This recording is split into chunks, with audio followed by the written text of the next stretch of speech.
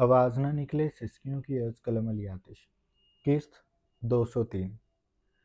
रात रागिब चौहान के बंगले पे फैली उस नीम रोशन बंगले को देख रही थी जिसकी बालाई मंजिल पर रिधम और रागिब का कमरा था। रागिब ने करवट मोड़कर रिधम को देखा। वो सो रही थी। कमरे में जीरो बल्ब रोशन था और भारी सांसों की तपिश मौजूद थी। रागिब ने रिधम के चेहरे पे आए बालों को सवार के कान के पीछे किया। उसका माथा चूमता वो खड़ा हो गया था। रिधम पे कंबल बराबर करता वो आहिस्तगी से दरवाजे की जानिब गया था। पूरा बंगला खामोश था। वो रेलिंग के पास आ गया। उसे थाम कर वो नीचे देख रहा था। उसके कमरे के बिल्कुल नीचे वाले कमरे को उसने उज़्मा के लिए सेट करवाया था। वहाँ बच्चे की ज़रूरत की हर चीज़ मौजूद थी। झूला, खिलौने, फीडर्स, सब कुछ वहाँ पे था। लेकिन रागिब फिर भी मुतमईन नहीं था। वो तो ये सोच भी नहीं सकता था कि कभी वो अपने बच्चे को किसी मुलाजिम या किसी और के हवाले करके चैन की नींद सो सकेगा। उसे उन लोगों पे हैरानी होती थी जो उसी के हलके में थे, अपनी जिंदगियों में मस्त। वो अपने बच्चों को पैदा करते ही मुलाजमा को थमा देते थे। उनका सारा ध्यान काम पे होता था। औरत बच्चा पैदा करके ऐसे सांस भरती जैसे सीने से भारी सील हटी हो। हाथ झाड़ कर उससे जान छुड़ाती थी। और बाप तो महीने में एक बार सूरत देखता, वरना उसे बस ये पता होता था कि एक रकम का हिस्सा अब किसी नए आने वाले पे खर्च हो रहा है। वरना वो भूल चुका होता था कि उसकी कोई औलाद भी है। उसकी अम्मा हमेशा कहती थी कि माँ बाप जितनी मोहब्बत औलाद को देते हैं, अल्लाह ताला औलाद के दिल में माँ बाप के लिए इज्जत भर देता है। वो माँ बाप को तभी इज्जत देंगे जब उन्हें उनसे मोहब्बत, तवज्जो और अपनायत मिलेगी। साइंस कहती है कि बच्चे को एक दिन में 10 हग, जप्फी की ज़रूरत होती है। वो उससे खुद को महफूज और मुकम्मल महसूस करता है। और यहाँ तो शायद इस बात पे तवज्जो दी ही नहीं जाती। जब वो तवज्जो के लिए तरसते हैं तो उसे तवज्जो नहीं मिलती।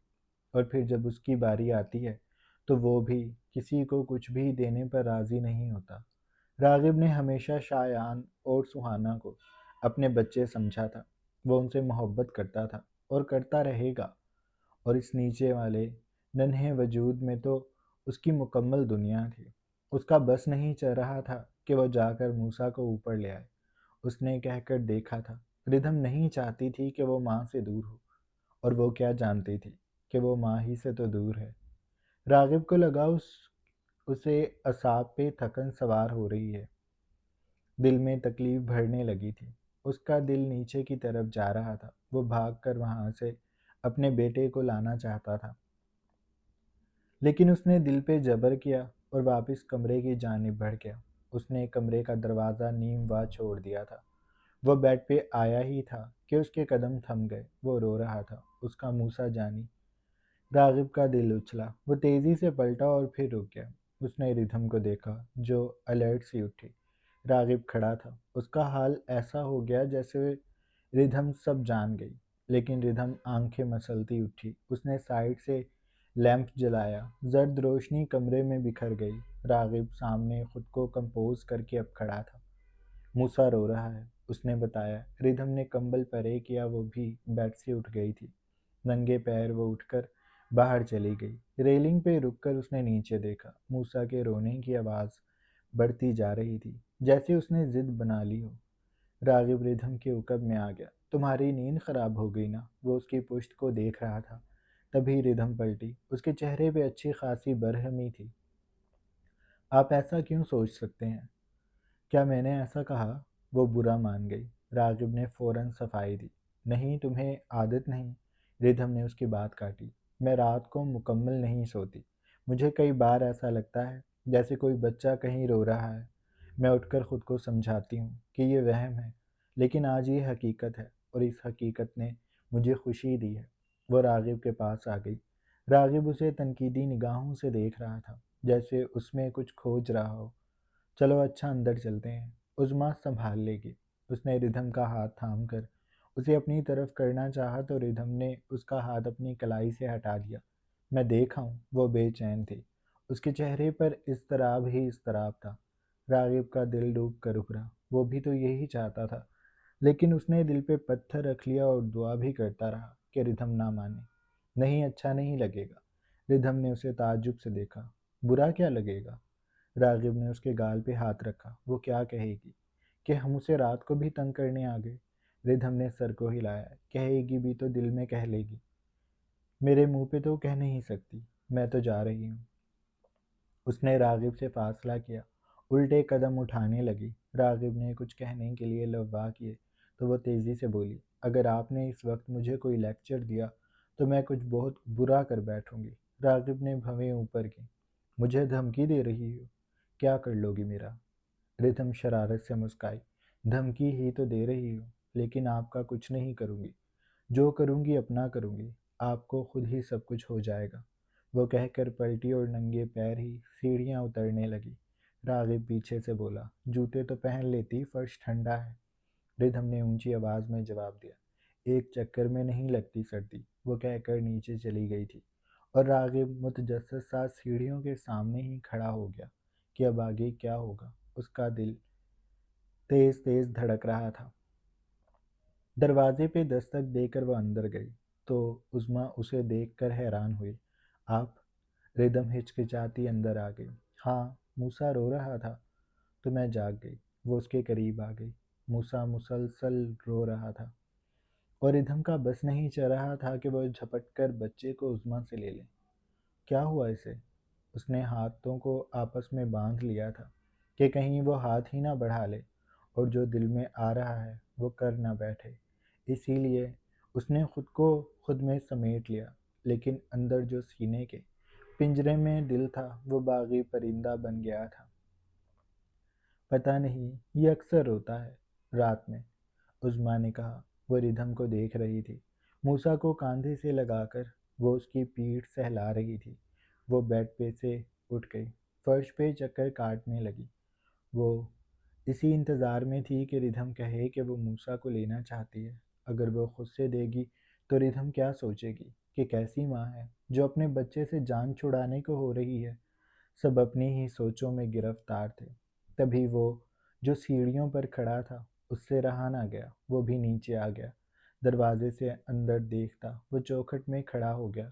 ردھم نے پلٹ کر راغب کو دیکھا، پھر اس کی نگاہیں موسیٰ پہ ہی اٹک گئیں۔ اس کا ضبط جواب دے رہا تھا۔ ماں کو لگتا ہے کہ وہی بچے کو ٹھیک سے چپ کروا سکتی ہے، اور اس وقت ردھم کے اندر یہ بات اتنا شور کر رہی تھی کہ موسیٰ کو وہ چپ کروا سکتی ہے۔ عظمیٰ سے نہیں ہو رہا، وہ کروا لے گی۔ اس کے ہاتھ کانپنے لگے۔ اس نے انگلیاں مروڑی۔ راغب کبھی بولے ہی نہ، اس کا دل بار بار کہہ رہا تھا، لیکن پھر اس نے گہرا سانس لیا۔ مجھے دو، شاید میرے پاس آ کر چپ ہو جائے۔ عظمیٰ نے چونک کر اسے دیکھا۔ اگر تم چاہو تو مجھے دے سکتی ہو، میں دیکھ لیتی ہوں اسے چپ کروا کر۔ عظمیٰ نے سر نامے ہلایا۔ نہیں، یہ ایسے ہی کرتا ہے۔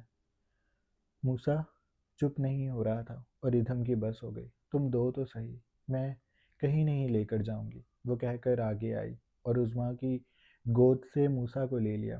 اسے کاندھے سے لگا کر وہ اس کا گال چوم رہی تھی اور راغب نے سہارے کے لیے چوکھٹ تھام لی۔ ردھم خود ساکت رہ گئی اور عظمیٰ نے اپنی آنکھ کو چھوا تو اس کی آنکھ کے پور گیلے ہو گئے تھے۔ اس نے تیزی سے اپنا رخ موڑ لیا۔ راغب یہ چپ ہو گیا۔ اس کی آواز مدہوش تھی۔ راغب کے پاس جواب نہیں تھے۔ اسے سنبھلنے میں وقت لگا۔ وہ مسکرایا اندر آ گیا۔ اس نے موسیٰ کو دیکھا۔ اس کا دل کٹ کر رہ گیا تھا۔ میرے بیٹے کو مما چاہیے تھی، اس نے دل میں سوچا اور ردھم کو دیکھا جو سانس بھی اب آہستہ لے رہی تھی کہ کہیں موسیٰ تنگ نہ ہو جائے، جبکہ موسیٰ اب نڈھال سا ہو کر اس کے کندھے سے لگا تھا۔ اس کے ننھے ہاتھ ردھم کے کاندھے پہ تھے۔ اس کے ہاتھ کا لمس کتنا مانوس سا تھا، ردھم محسوس کر سکتی تھی، بہت اپنا سا۔ اس نے آنکھیں بند کی۔ راغب اس کے گال پہ ہتھیلی رکھے کھڑا تھا۔ ردھم نے جھٹکے سے آنکھیں کھول دیں۔ راغب ہی ہر بار کیوں وہ اس بچے میں ہر بار راغب تلاش رہی ہے؟ اگر راغب کو پتہ چل گیا تو وہ ردھم کو دو لگا دے گا۔ اس ڈر سے اس نے گہرا سانس بھرا اور راغب کو دیکھا، پھر عظمیٰ کو جو اب بہتر تھی۔ یہ تو چپ ہو گیا، اس کی آواز گیلی سی تھی۔ راغب نے اسے چونک کر دیکھا، عظمیٰ کے لیے بولنا مشکل ہو رہا تھا۔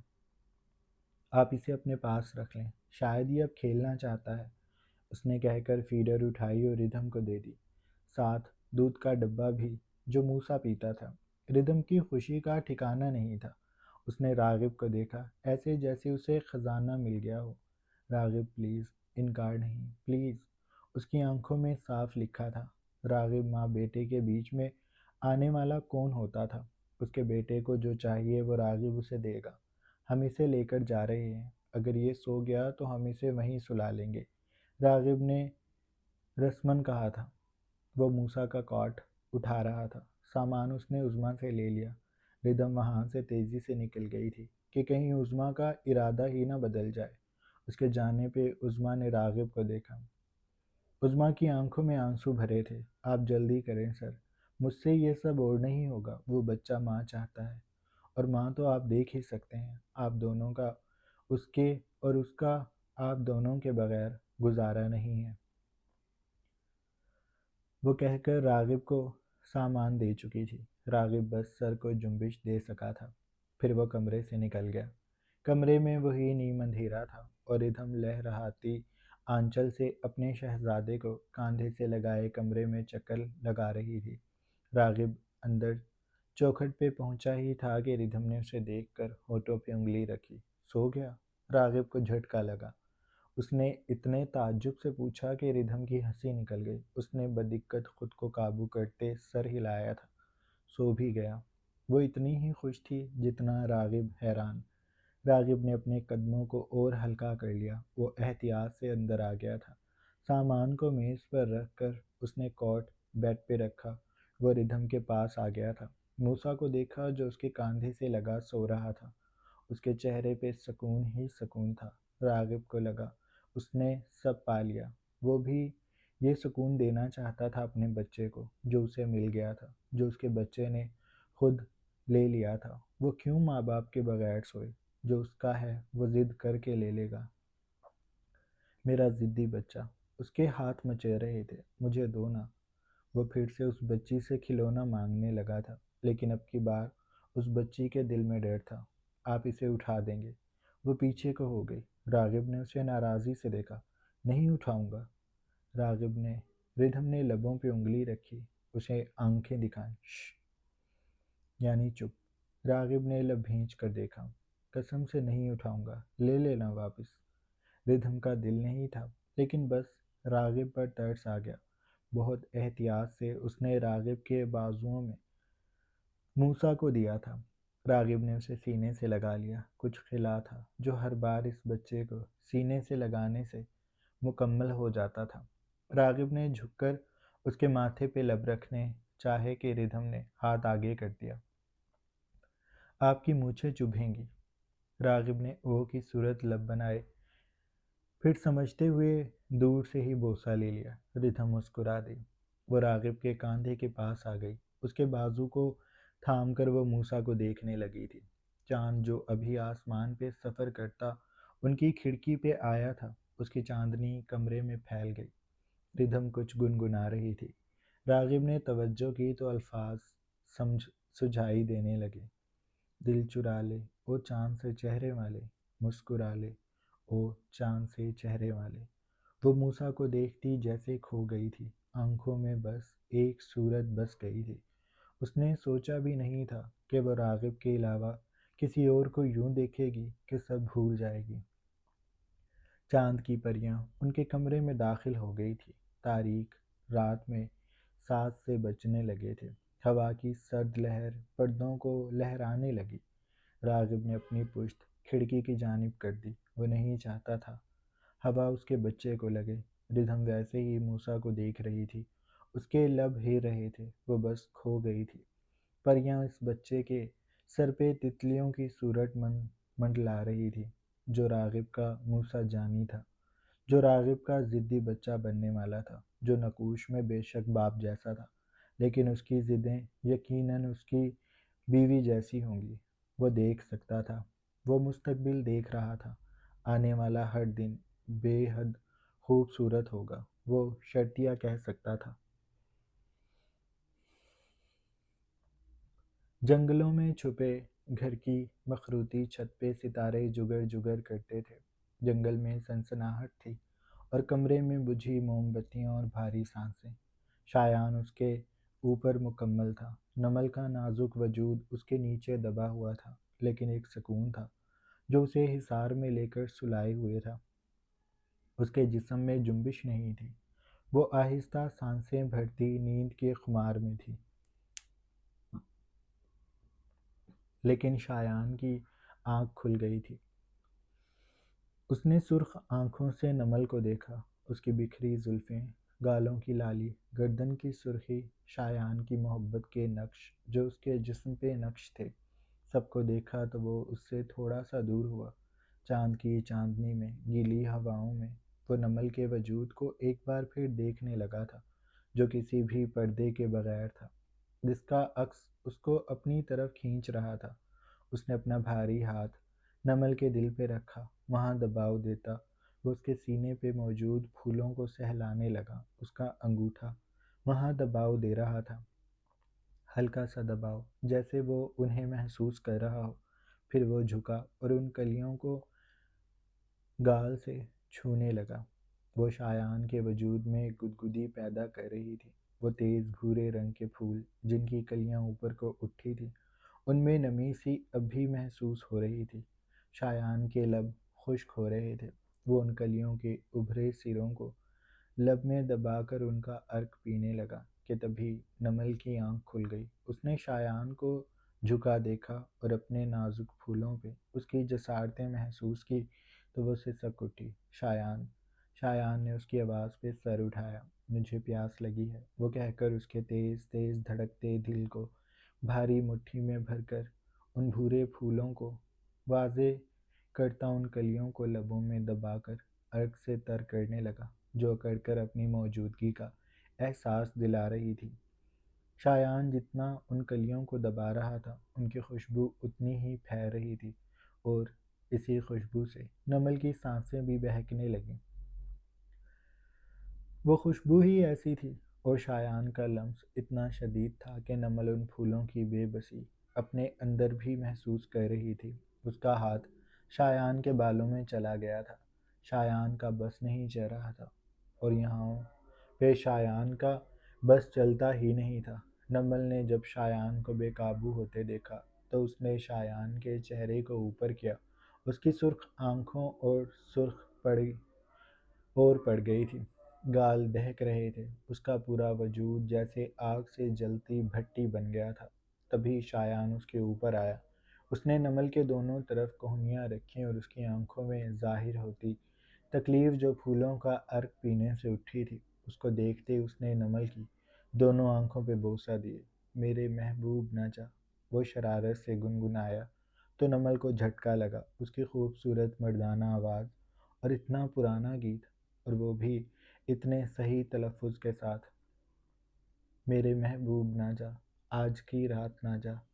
اس نے نمل کے دونوں گالوں کو چوما۔ ہونے والی ہے سحر، تھوڑی دیر اور ٹھہر، میرے محبوب نہ جا، آج کی رات نہ جا۔ وہ اس کے اوپر سے ہٹا۔ اس نے ہاتھ بڑھایا اور نمل کو کھڑا کیا، اس کا دوسرا گاؤن اسے دیا۔ نمل نے ناسمجھی سے اسے پہن لیا۔ شایان بس پینٹ میں تھا۔ اس نے نمل کو کھڑا کیا، اس کی بکھری زلفوں کو سمیٹ کر اس کی کمر پہ کیا۔ اپنے موبائل اٹھایا اور تیزی سے انگلیاں چلاتا وہ اسے بیڈ پہ اچھال چکا تھا۔ وہ 70 کی دہائی کا کوئی گیت تھا جس کی آواز اتنی پرانی اور دل سوز تھی کہ نمل کے دل کو کچھ ہونے لگا۔ شایان نے کچھ موم بتیاں جلا لی تھی۔ زرد روشنیوں میں نمل کو تکتا اس کی کمر پہ ہاتھ رکھ چکا تھا۔ وہ گانے کے ساتھ ساتھ گا رہا تھا، نمل کے وجود کو حرکت دیتا، وہ اسے قدموں کو رقص کرنے پہ مجبور کر رہا تھا۔ میرے محبوب نہ جا، آج کی رات نہ جا، ہونے والی ہے سحر، تھوڑی دیر اور ٹھہر۔ اس نے نمل کا ہاتھ اپنے سینے پہ رکھ لیا۔ وہ اس کی آنکھوں میں دیکھتے مسحور سا گا رہا تھا۔ شاید شاخوں میں سوئے پرندے جاگ چکے تھے، یا کوئی بھولی بسری بے چین چڑیا کا جوڑا۔ اڑ کر ان کی کھڑکی پہ آ گیا تھا اور انہیں دیکھنے لگا تھا۔ نمل نے اس جوڑے کو تعجب سے دیکھا جو انہیں دیکھ رہا تھا۔ اس جوڑے کے عقب میں رات کے آخری پہروں کا بے حد روشن چاند تھا، اور شایان کی آواز وہ اس فسوں بھرے ماحول میں تحلیل ہونے لگی۔ اس نے دیکھا کہیں کچھ بھی نہیں تھا، بس سب کچھ بھربھری مٹی بن گیا تھا۔ ہوا جو ٹھنڈی تھی اب اس میں گرمائش تھی، اس کا وجود حرکت کر رہا تھا۔ شایان اس کی کمر کو حرکت دے رہا تھا، کبھی آگے ہوتا کبھی پیچھے، تو کبھی اسے گھما کر اپنے بازو پہ سنبھال لیتا۔ وہ دونوں ننگے پیر تھے۔ شہزادے کو سنڈریلا مل گئی تھی اور وہ محل میں سب سے بے نیاز ناچ رہے تھے۔ سنڈریلا کی گردن میں اکڑاؤ تھی، وہ پر اعتماد تھی۔ اس کے ہاتھ میں شہزادے کا ہاتھ تھا، اس کے ہاتھ میں سب تھا، اور شہزادے کے بازوؤں میں کل کائنات۔ اس طرح پھیر کر نظر مجھ سے دور جائے گا تو اگر مجھ سے، چاندنی سے بھی آگ برسے گی، شمع بھی روشنی کو ترسے گی، شمع بھی روشنی کو ترسے گی۔ شہزادے نے سنڈریلا کو بازو اوپر کر کے گھمایا تو ہوا سے شمعیں لہرا گئیں۔ چڑیوں کا جوڑا انہیں ویسے ہی دیکھ رہا تھا۔ چاند کی روشنی پل پل بڑھ رہی تھی۔ میرے محبوب نہ جا، آج کی رات نہ جا، ہونے والی ہے سحر، تھوڑی دیر اور ٹھہر، تھوڑی دیر اور ٹھہر۔ وہ اسے کہہ کر سینے میں اتنی شدت سے بھینچ گیا کہ نمل نے ہچکی جیسا سانس لیا، اور پھر اس نے اس منظر کو آنکھوں میں بسا کر خود کو شایان کے سپرد کر دیا۔ وہ اس کے نازک وجود کو بازوؤں میں سنبھال کر اب محبت کے گیت پہ رقصاں تھا۔ چڑیوں کے جوڑے سے بے نیاز، چاند سے بے نیاز، تاروں اور جلتی شمع سب سے بے نیاز، اسے سنڈریلا مل گئی۔ ایک کانچ کے جوتے اور جادو سے شروع ہونے والی کہانی شہزادے کو سنڈریلا سے ملا چکی تھی، جاری ہے۔